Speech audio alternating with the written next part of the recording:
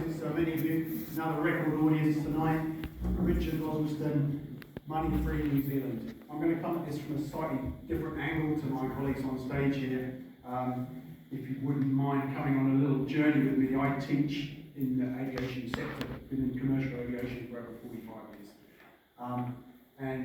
If you will indulge me for a moment, just come on a little journey as regards things that are ridiculous and things that make sense.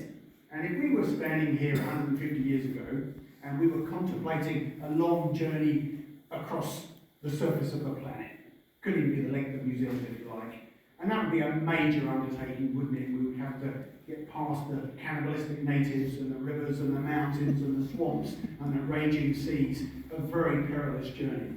If I told you 150 years ago that in the future we'll be doing that in thin metal tubes, zipping through the edge of space at 500 miles an hour, sipping on our cocktails, you would think I was mad. But it worked out, didn't it? How did it work out? Good people, not me, better people than me, worked it out. They understood the parameters of that environment, the nature, all the things that have to work to make that successful. And sure enough, it does. And now you're safer up there. In fact, it's a better world up there than it is down here.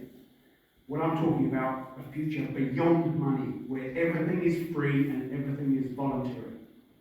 Am I mad? Or is this mad? Because these fine gentlemen are going to spend the next 2 hours talking about something that doesn't even exist. What if everything were free and everything were entirely voluntary? Could we work that out? Maybe we have worked it out already. Some people have written books about it. I wrote a book about it last year. Yeah, and it starts to make sense because, with the greatest respect, everybody else, it does not make sense. We have utter abundance all around us, especially New Zealand. We're at the spear tip of human civilization. I think it's fair to say this is probably the best place to live in the world. And we have a privilege and a responsibility to do something with that.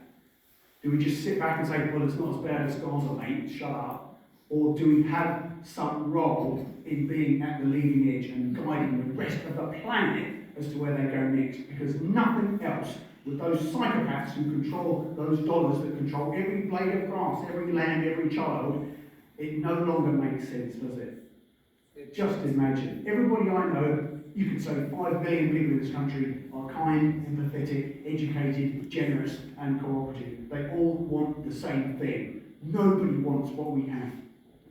What do you think? Hopefully we can talk about it later, but we're going to talk about money for 2 hours now. Thanks.